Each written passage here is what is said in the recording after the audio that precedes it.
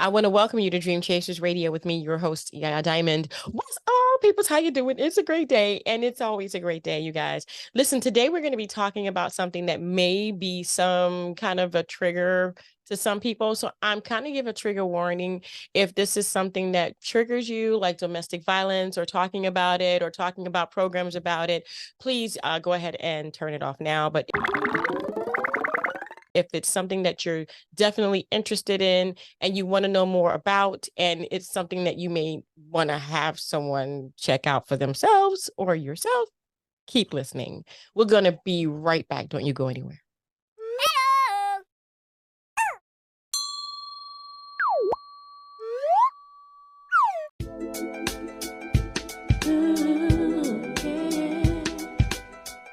If you are here right now, then you understand what we're getting ready to talk about. And we have Mr. Clay Robinson on the show, and we're going to be talking about that. But also, he is doing something about it. He's not just like opening the door, looking out the door, and then like going back inside his house and turning the music up high, okay, or turning the TV up, okay, or just humming with, like back in the day would be like a Walkman or your phone with your earbuds,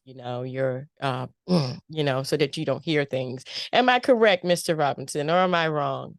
Yes, you are correct. Definitely. I have been working in the area of domestic violence since 1996. So I have a lot of years of working with men and women.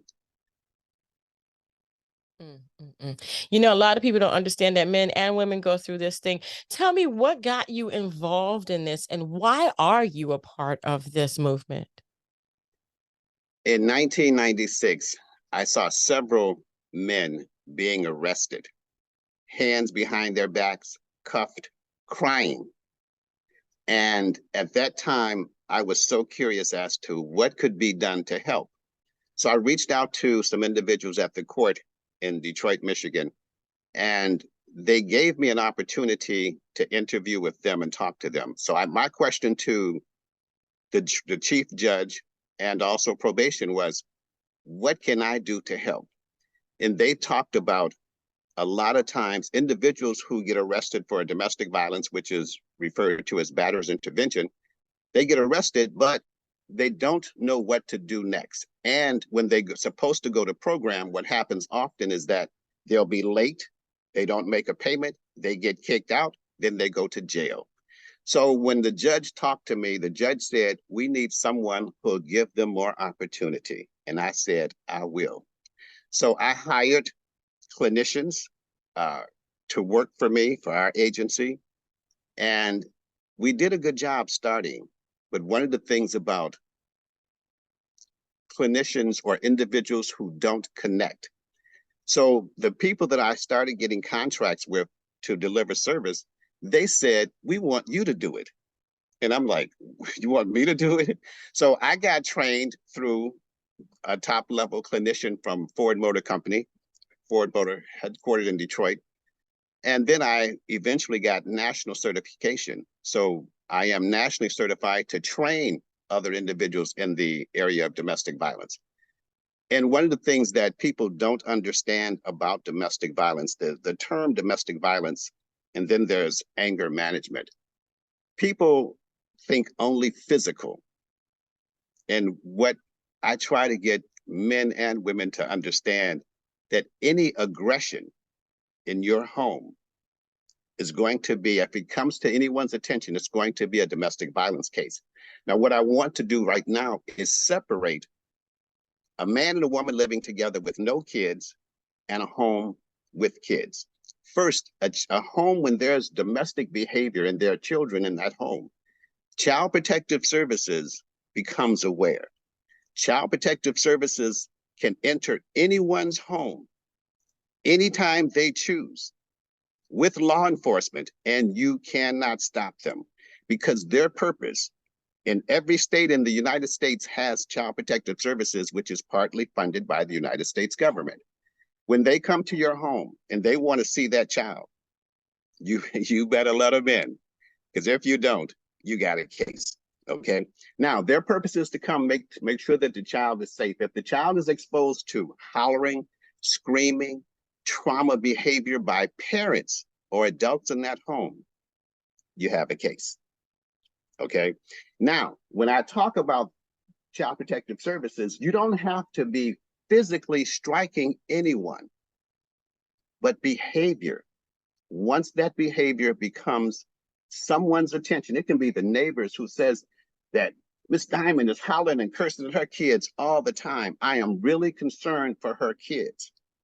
Child Protective Services steps in. Okay. So we keep looking at issues in the home. How do you change that? One of the things that I have learned and I emphasized all the time, first, understand your feelings. What's going on inside of you? When you behave a certain way, why? When you feel a certain way, emotions kick in. Handle those emotions. What I have learned, Miss Diamond, is that adults and obviously children, we don't know our emotions at all. I do on average 4 sessions per week, domestic violence and anger, average approximately 15 individuals in every session. I do a variety of subject matter that is kind of, excuse me, it's kind of broken down into things that people can connect to. Okay. I have just a little comment on a couple of subject matter, and I have at least 50 different subject matter. Things such as intent. What was your intentions when you got in her face? What was her intentions when she got in your face and started hollering or trying to do a certain thing? And just, I had a comment about a guy who called today. He had, according to the allegations, he headbutted his lady. He snatched her phone and broke it. When I asked him, why did you take her phone? He said she was aggravating me. I said, but why did you do it? He said, but I didn't touch her. I didn't hit her or anything. I said, you cannot take a phone from someone's hands without touching them. And what is that? An unlawful touch. Miss Diamond, a finger on the shoulder can get you a case. If someone says, I did not want him or her to touch me, you got a case. Okay. Intent, decisions, morals and values, collateral damage, attitude, sex, and anger, value of sex, communication, fear, ACEs, which is adverse childhood experiences. Those are, I just wrote those down just to give you a little insight as to some of the subject matter, because we don't understand any of that. And when someone comes to your home and accuse you or tell you this is what's been going on, you lost. So when we talk about childhood experiences, how do you experience your life with your mom and dad? What does that feel like? What do you learn from them? What behaviors have you adapted and that you now take into relationship and move forward in life? Wow, we don't understand what we're doing. I'm telling you, we are so lost as adults. It's crazy. Now, I mentioned Child Protective Services. Let's separate that. And now we're looking at just 2 adults in the home. If law enforcement has to come to your home and they ask the question, what happened? And you might say, or a man might say, or a woman might say, well, let's go to the man, because the majority of the time, men are going to be talked to, possibly removed, possibly arrested. Reason being is because of the word fear, okay? It is illegal for anyone in the United States of America to live in fear. If you live in fear, there's something wrong in your home. If a child goes to school and says, I'm afraid of my daddy, he'll seldom say, I'm afraid of my mother. But if he's afraid of his father, if the little girl's afraid of her father, someone is going to investigate. Schools are the #1 reporting agency for domestic situations and child abuse. #1, okay? So when I say it's illegal to live in fear, example, You have never been hit, but he hollers and screams at you all the time. He's always in your face, calling you out of your name, talking to you a certain kind of way. And all he has to do is posture. And when I say posture, posturing again is intimidation. So if he leans in and give you that look like, yeah, you're doing it, you know exactly what I'm talking about. He don't have to touch you. But man, if he puts that position on you and you say, I'm afraid of him, if you take that to court, and this is where not I need men to learn, okay, because a woman and women are so connected to each other today, and they discuss things, they learn. We as men, we're oblivious to what's going on socially in relation to behavior in our homes. She says, I'm afraid. She put a case on him. There's a restraining order. He has to leave. He has to leave his own home, continue paying mortgage if she can't handle it, and deal with that situation simply because he'll say, man, I didn't touch her. But she says she's afraid of you. Why? Because of behavior. Okay. It is disappointing to me, but also fascinating because every single thing is mental. When I tell you that it's mental, it's the thought that you have, it's the behavior that's pushed by those thoughts, the impact of all of those things.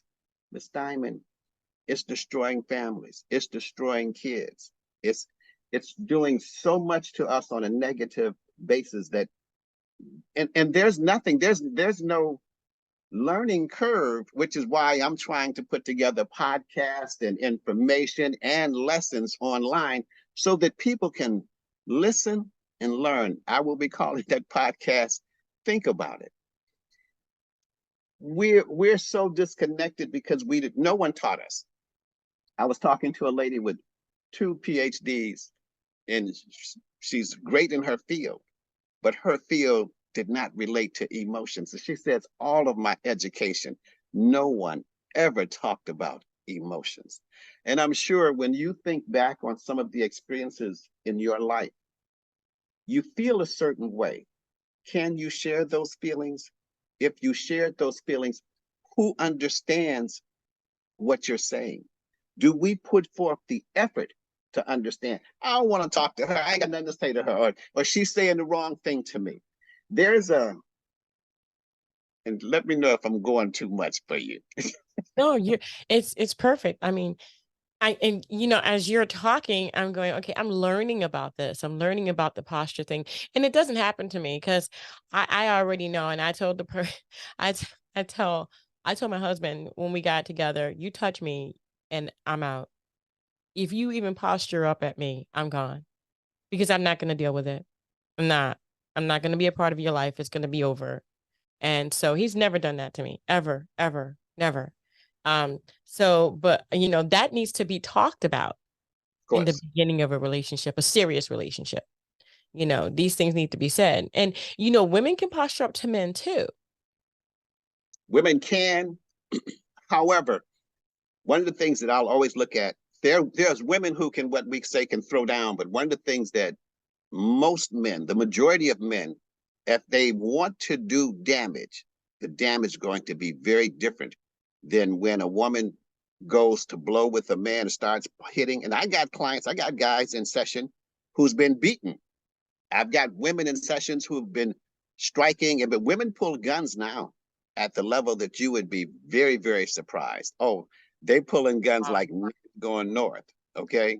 Mm. I was going to comment that we talked about an old adage, old cliche that women speaks over 25,000 words a day.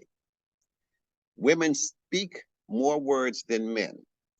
The problem or the concern with that is that words are the most damaging thing to us. And if a woman has the ability to not pay attention to what she's saying and how she's impacting, how much damage does she do to her relationship? Okay. She might not throw those hands on you, but boy, the words that she says to you can hurt you so bad. So That's another thing to be concerned about. Okay. It is so much we can talk about things continuously. I also wanted to touch real quick on personal space. Okay, gotcha. Yeah, I'm very big about my bubble. You don't have a bubble. Big. My personal space, You whatever you don't want to have any call it. personal space. Done? None. The Really? only really and the misconception is personal space.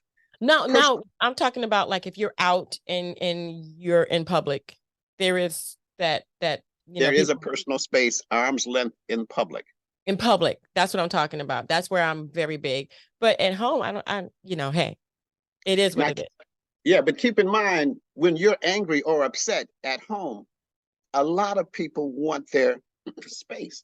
Excuse me. They think that they have personal space. So if he goes to the other room because he doesn't like your words, can you go in and just start getting in his face and start continuing to put your finger in his face, not touching him, but putting your finger in his face and getting your point across? And most men will say, when they catch a case, she got in my face, and all I did was push her out of my face. Now, keep in mind, we talk about in the community outside, arm's length is personal space. The misconception is that you have personal space at home, but you do not. There is zero personal space at home. I don't care what room, bathroom, whatever room you go to, she or he can go there. If they are in your face, 1 inch from your nose, that's still not personal space. And do you know why? Once you have invited someone into your space, that's a hug, a kiss, intimacy, you no longer have personal space. Because once that invitation has been put out, you don't, it's no longer. The only reason you claiming it then, Miss Diamond, is because you're angry. Get out of my face. So once he's hugged you, he's kissed you, she's that intimate moment, it negates everything. Oh my God. Now that person can get all in your face. Okay. And Mm. when I'm telling you, a man will say in a heartbeat, all I did, and I tell him, you just made a confession to law enforcement. That's exactly what you did. You just confessed your case. So that's just a bit of information. Don't forget to follow us on YouTube and Instagram. Thank you for watching.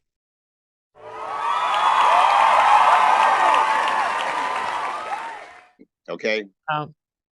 Wow. I literally think that people, when okay, you're gonna have a disagreement.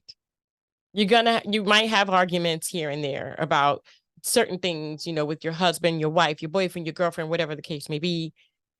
But there is a respect that I think has been lost. If I'm in an argument with my husband and, he walks away, I let him walk away. I'm done. I'm done. Because to me, it's like, it's not worth my blood pressure going up. It's not worth my exuberance on trying to explain to him my side. He doesn't want to hear it. I'm done. And so when he comes back and he's like, well, let's talk about it. I said, well, let's talk about it. But I give him time to settle down because I don't think at that moment anyone's thinking correct. I think that the emotions are flaring and you're just in your emotions and you're right. Both of you are right and everything else is wrong that comes out of the opposite mouth. You know what I mean? And so I think that the respect should be given. I guess that's where anger management comes in. Um, there's respect should be given for that person to settle down, calm down, and then when it's time, go and talk about it if need be.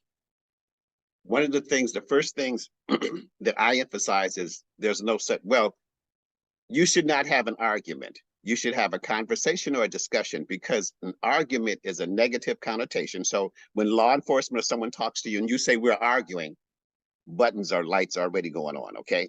So Gotcha. so the conversation that you had, he felt a certain way. If he says he wants to walk away, but you're still in a hot button moment, Do you let him walk away because you're angry as all get out? Now, can your emotions that you say, hey, we're flailing that emotion inside, do you allow him to walk away? And you want to know, who was he talking to? Why was he in her face? Okay. And he says, hey, I'm gone. I want to go sit down. I want to go chill. But you want responses. And I'm telling you, when anger kicks in, the majority of the people cannot allow someone to do as they choose. And just like you say, everybody's right. I gotta know. And the other thing about walking away, when people talk about walking away as opposed to sitting down, I tell a man, if you walk away from her, and then she says when you want to talk to her, she turns on her heels and walk out that door because that's what you do. Will you let her? And a man, you know, his emotional moment is going to be very different. Where the F are you going, et cetera, et cetera, et cetera. So you see, whenever we talk about walking away, when we talk about not completing a moment, someone is going to feel impact. And my goal is to try to help us to understand first our feelings. What's pushing those feelings? Think, because one of the most common things I hear is I wasn't thinking. The mind never stops thinking. Whatever choice we made, if it's sitting down, cursing, being respectful, not respectful, the mind is processing. So when we go through that, the behavior is key. Miss Diamond, if you have the ugliest thoughts in your mind and they never come out in behavior, you're golden. No one ever knows how bad it is but you. I could have said such and such, okay? So, all right. Yeah, I guess past experience, going through a bunch of different things in my life and seeing a lot of different things has helped me to understand the the importance of just letting the moment go and just calming down. You see, I'm not a jealous person. Is Uh, he? I don't know, because he What doesn't do you really. mean? I That's don't that's know if your he is. husband, I don't go around other guys that he hasn't met. I don't hang out with people. I don't give him a reason to be jealous because I'm really a homebody. So there is really no need for now. If he's jealous, he probably is. He probably is because I've never given him a reason to be jealous. You see right? what I'm saying? So he probably is. But me personally speaking, it's like, okay, we may have disagreements. I will say that way. We're not like argumentative. We have, oh, well, I think this. And I'm like, well, I don't think that. And he's like, well, okay, well, and then I'm like, okay. And he's like, well, I gotta go. And I'm like, okay, bye. It's like, okay, bye. Okay. And then he'll come back later and say, well, we need to finish this conversation. I'm like, okay. Because to me, it's like, I understand that everyone has a different opinion about a lot of different things. And Exactly. I'm not going to be the person that changes your mind. You're going to have to do that for yourself. You're going to have to change your own mind. I'm maybe not set in my opinion. Maybe you could change me too. I'm pretty open with that. And the reason being is because I've gone through so much that I understand that a lot of stuff I've gone through wasn't my fault. I understand. You see what I'm saying? It wasn't my fault to begin with. It couldn't have been. I was way too young.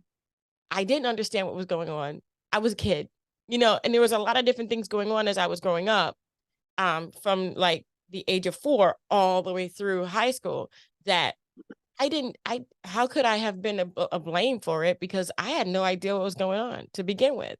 So I understood that you sometimes have to step back, allow the person to process, and then when they're ready, they can approach you. And if they're never ready, you just have to be open enough within yourself to understand where you are.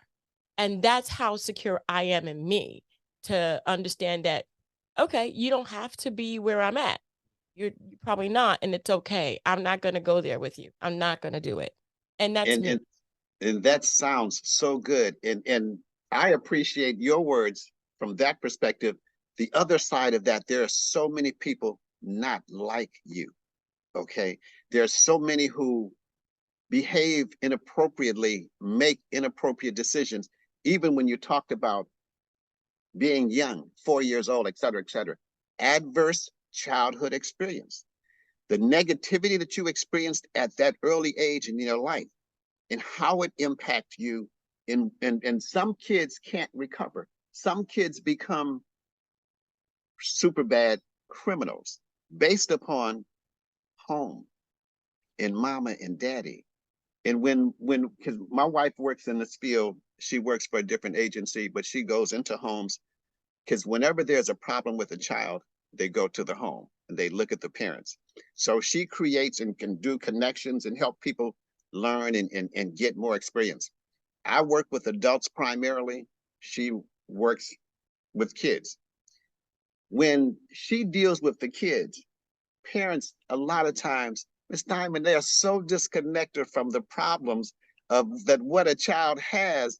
And then that home environment is so inappropriate for success that failure is imminent. And when one of the things that I've been able to achieve, which is for me my blessing, is that so many people say, man, I didn't know. I came here because of something bad, but I got a lot of good out of it. And the other thing is that when people learn to be better, more often than not, the people around them who know that ugly side think, oh, you think you this, you think you that, because you're not doing the crazy things. You're not saying the crazy things anymore. So it is such a growth. And I love what I do. I have some knuckleheads too, but I'll tell you, I got some good people and some very well-learned people in my programs.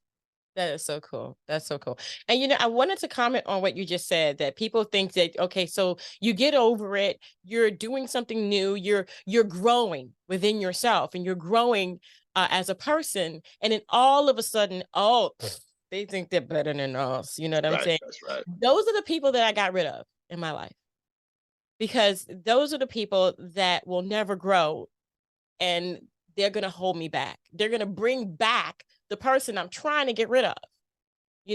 It's always, oh, I knew it. I knew it. I knew it. I knew it. They were just playing around. I knew that would come back out. I mean, obviously, it's going to take a minute for you to actually completely change, completely get to where you want to be. But you have to see it for yourself. You have to see the person that you want to be, and you got to get rid of the people around you. At least I did. Okay. You got to get rid of the people that expect you to regress.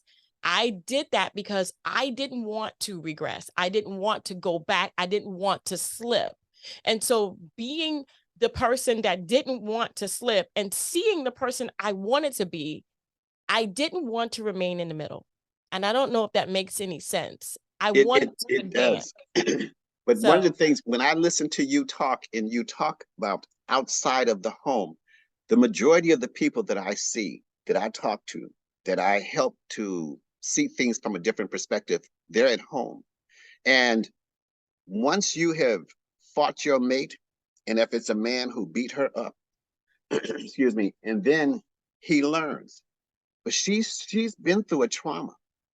She's holding on, and there is no time limit for healing. So now, when he no longer will put his hands on her, she's in his face like 90 going north. You ain't this and that. Yeah, you used to do this and that, and you better not touch me anymore. And the man is saying, wow, I'm trying to be good. I don't want to hurt you. I know I was wrong. But she's pushing and pushing. And I'm telling you, I have a multitude of guys who are better, and they're going through a lot.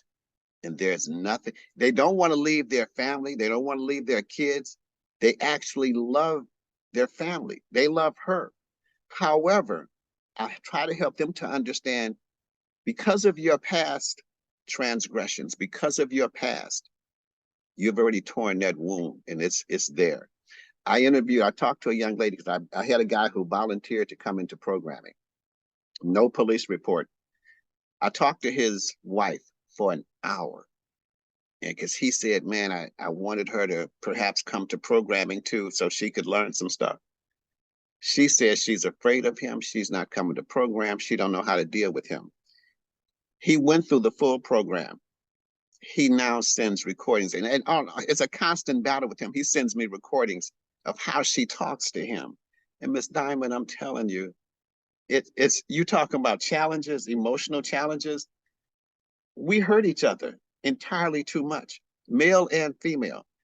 And I need people to learn. I need them to learn as much as they possibly can. And the different subject matters can help you think about a lot of different things. Simply because, as you point out, our minds, we're all so different in our minds. And we might end up in the same domestic violence class or the same anger management class, but we got there for different reasons. So Yeah. it is a tremendous learning curve, but I'm doing the best that I can. And you're doing an amazing job, Clay. Thank you so much for doing it.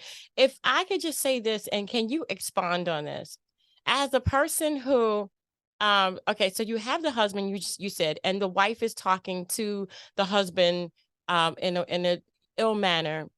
What can I know within that wife, because I'm a wife, within that wife, the reason that she's saying this is because of the past experience and because she's been hurt. What do you want the wives to do, or the husbands Right. that have been abused in that situation? What should be their first move towards not doing that? Because I know in the end, they do love their partner and they do want to continue the relationship. And the reason that they're still there is because they do love that person. But how do they advance? The first thing that I would ask an individual to do who has been through a trauma at home is talk to someone outside of the home, any type of therapist, psychologist, or anyone. And the reason being is that the person who's hurt me can't say nothing to me anymore. Okay. I got this. I'll say whatever I want to say. So a person outside has to help that person get over or recognize or understand that there's a different path. The individuals that I'm talking about, they have a daughter, 3 years old. Okay. And the things that that child is experiencing and in that house now is very, very bad. But the child also went through the victimization of the mother. So how does that home improve? And we have to learn and accept. I also worked in mental health for 23 years. At the same time, I was doing BIP, or Batters Intervention. So I've seen behavior complete gamut. Because when you talk about mental health, you cannot help or control that situation if you have a mental health disorder. But then there's also a behavior situation in relation to anger or that choice. And what I'll tell some individuals is that at the time of your behavior, you are not mentally connected because anger can push you out of your proper zone. There is a disorder called intermittent explosive disorder. It is sometimes used for some people to get out of a criminal or a behavioral situation. And as long as a doctor will give you that diagnosis, that's an excuse for your behavior. It's not common for people without money, people without knowledge. You have to have some reason to get into that zone. But intermittent explosive disorder simply deals with your anger and that moment when you did what you did. It's hard for people to heal. It's hard, but you can. Everyone can. Okay. Wow. How can people reach you? First, I would really like people to log in or go to YouTube, Crusade Against Anger. Look at some of the sessions in that we're posting, and we're just really starting to push that. You're the beginning of a new phase for me. Okay.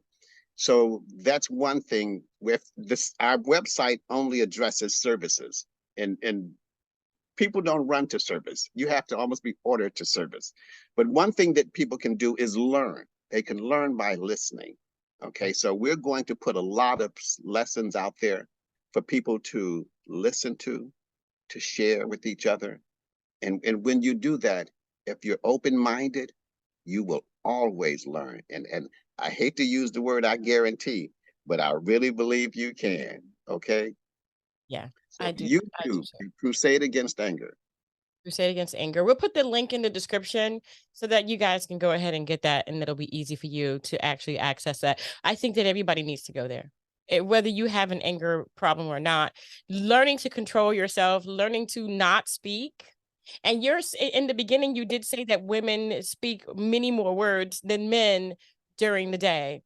I've learned not to speak so many words and to be very careful and selective as to how I answer people, because I believe that words make your universe. It says that, truly you are who you think you are. And if you write it down, you make it plain, but if you speak it, then it's existing. It's like a rock that's been thrown. You can't unthrow the rock. You can't unthrow your words. You are so correct. Healing can happen, but you can't unthrow your words. And they go deeper. It's like you can repeat it in your head over and over again. If you were always told that you would be nothing, then when you get older, you will repeat that in your head. You remember who said it too. And then will that be a belief system for you? Go ahead. I apologize. A No, closing comment for me. There's something called coercive control. Are you familiar with it? No, I'm not. Please. Coercive control is recognized as the psychological damage that's done in relationship. I'm going to give you a little bit of verbiage here, and I know we're running out. Domestic violence means coercive control, assault, aggravated assault, battery, aggravated battery, sexual assault, sexual battery, stalking, aggravated stalking, kidnapping, isolating family members, controlling money, monitoring someone's activities, communications, or movements. These are all things of coercive control that the system can put on an individual and remove someone from the home. And I'm telling you, the impact can be so significant. When you mentioned that about the words, because of what I do, I can listen to music now in the words in a song. And there are so many songs, and I'm not talking about the ugly ones that really are graphic. I'm talking about songs from back in the day when you better be home at a certain time. These are back from the old school. There's some things there that if you listen, it puts a person down a certain path.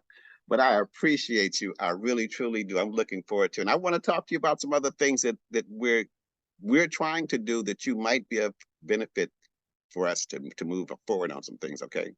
That would be amazing. I would definitely love to do that. I think that everyone needs to be aware of your situation. If you see someone that's going through something, you don't really need to literally involve yourself into it, but you need to be concerned about that person's well-being. And if you need to reach out to someone, I mean, Clay may be someone that you might want to reach out to. Maybe you don't know how to reach out. Maybe the person down the hall is going through a domestic issue and you don't know what to do and you don't want to be the one to call the police. Clay might be the person that you want to call, or you might want to call someone outside of your home to get the proper way of doing these things. But please don't ignore it, because today may be the day that they no longer will be on the earth with us. Just never know what this is going to and how people are thinking. And I think that we all can heal. It's just going to take time. I love you. And I thank you guys so much again for tuning in. Don't forget that the information about Clay will be in the description box, wherever you're watching, below or to the side or above. And until next time, guys, don't forget to dare to be different. Bye. Yeah.